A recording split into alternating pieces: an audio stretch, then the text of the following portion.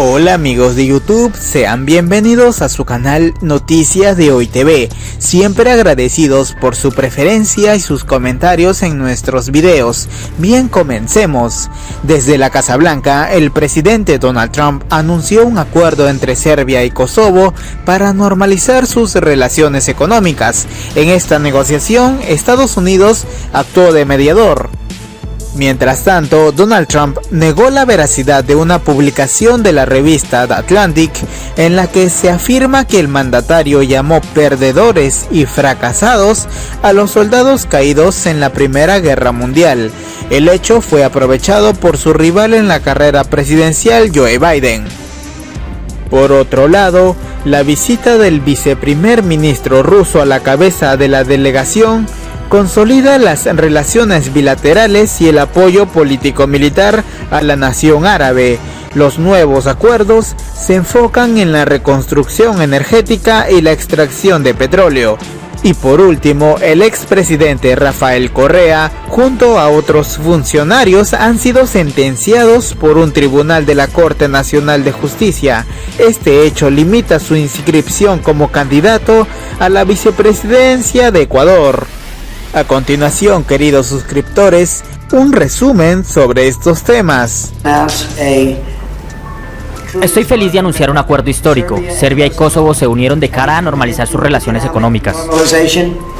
Después de varios años de conflicto y 2 días de discusiones, el presidente serbio, a la izquierda, y el primer ministro de Kosovo, a la derecha, firmaron un acuerdo económico, un texto que debería facilitar de manera importante el comercio y los traslados entre los dos estados. Pero aunque los líderes se felicitan, en Belgrado las reacciones son más moderadas.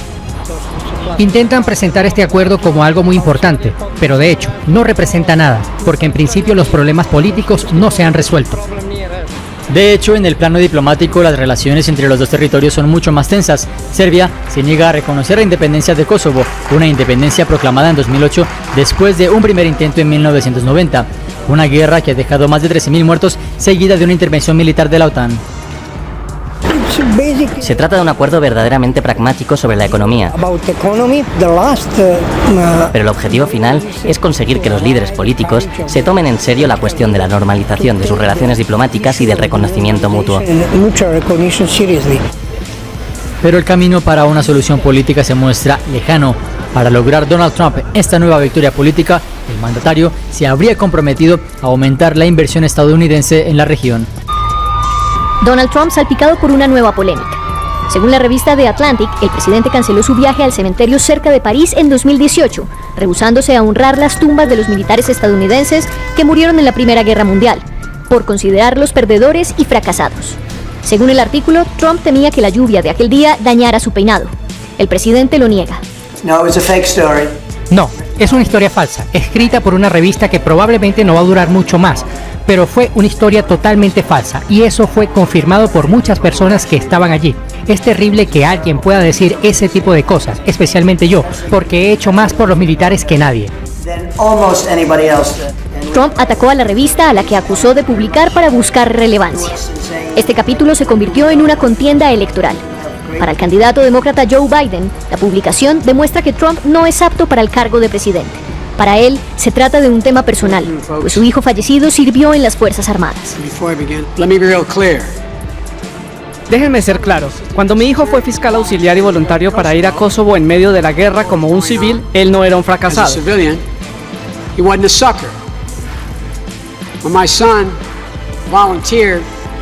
Cuando mi hijo se unió al ejército de Estados Unidos como fiscal general para ir a Irak por un año, ganó la estrella de bronce y otros honores. No era un fracasado. La visita al cementerio es un dolor de cabeza que vuelve para Trump, pues cuando en 2018 anunció que no iría a honrar las tumbas, la presión pública fue tal que tuvo que retractarse y asistió al día siguiente.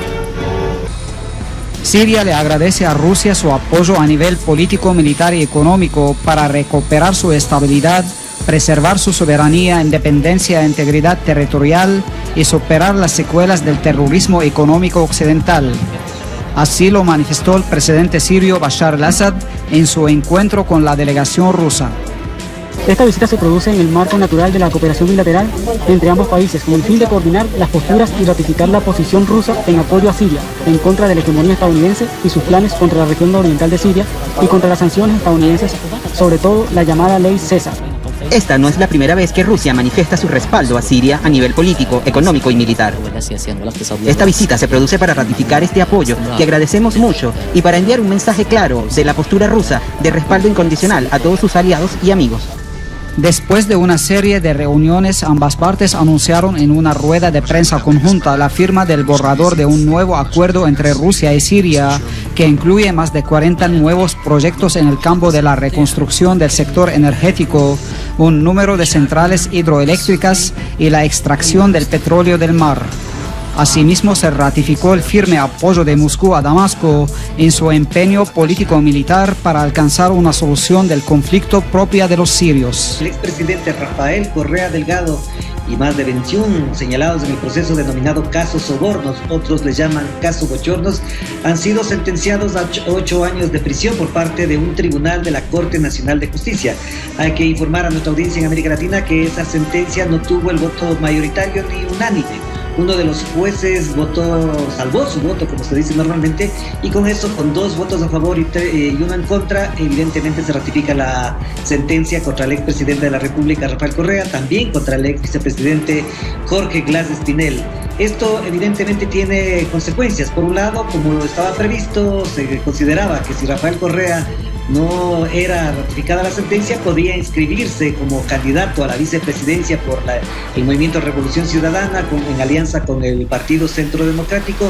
Con esta sentencia prácticamente queda impedido y al mismo tiempo, como lo señala el Código Orgánico Penal del Ecuador, esto implica 21 años de proscripción política, es decir, no puede ejercer sus derechos políticos durante ese lapso.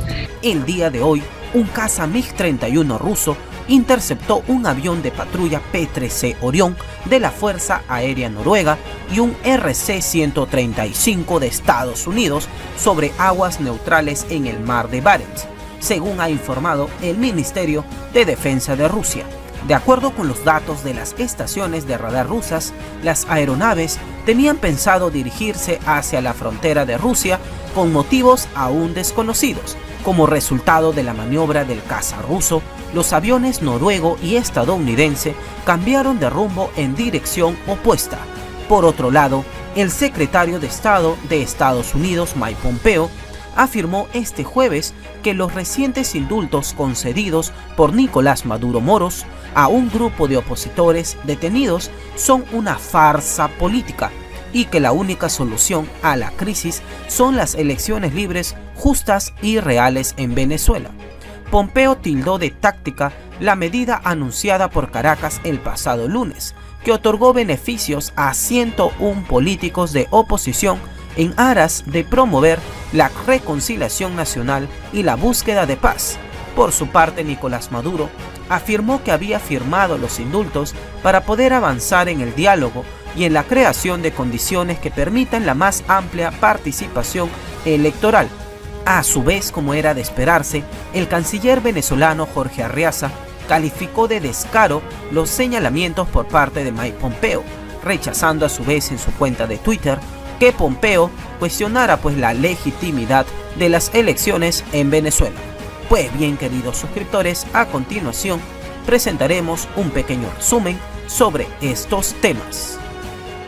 Se genera en Belarus. El canciller de Rusia, Sergei Lavrov, manifestó su rechazo ante las presiones extranjeras contra el gobierno de Belarus. Hoy en esta capital se realizó una visita de trabajo del canciller de Bielorrusia, Vladimir Makey, quien se reunió de manera personal con su homólogo de este país, Sergei Lavrov, en una reunión en la que Lavrov reiteró el llamado de Rusia a cualquier intento de injerencia externa, el rechazo de este país a cualquier intento de injerencia externa en los asuntos de Bielorrusia. Por ejemplo, ejemplo, Lavrov recordaba que hay una postura hostil por parte de diferentes naciones de la Unión Europea, también de países miembros de la OTAN, que persisten, además de no reconocer los resultados electorales de los comicios del pasado 9 de agosto, persisten en mantener una política de sanciones que va dirigida contra diferentes personalidades del gobierno bielorruso, incluido el mandatario Alexander Lukashenko, y que niegan la entrada de 30 funcionarios del gobierno de este país hacia otros miembros de la Unión Europea. También Lavrov recordaba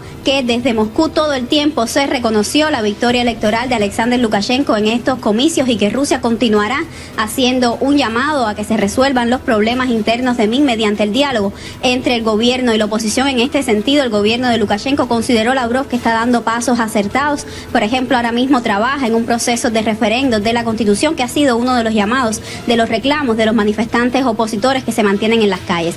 También Lavrov recordó que la oposición de Bielorrusia está manteniendo una actitud que no va solo dirigida no contra el gobierno de Lukashenko, sino también manteniendo una postura antirrusa. Piden al gobierno que rompa todo tipo de relaciones con los mecanismos de cooperación que se crearon entre Rusia y Bielorrusia luego de la caída de la Unión Soviética para integrarse a otros mecanismos, como es el caso de la OTAN.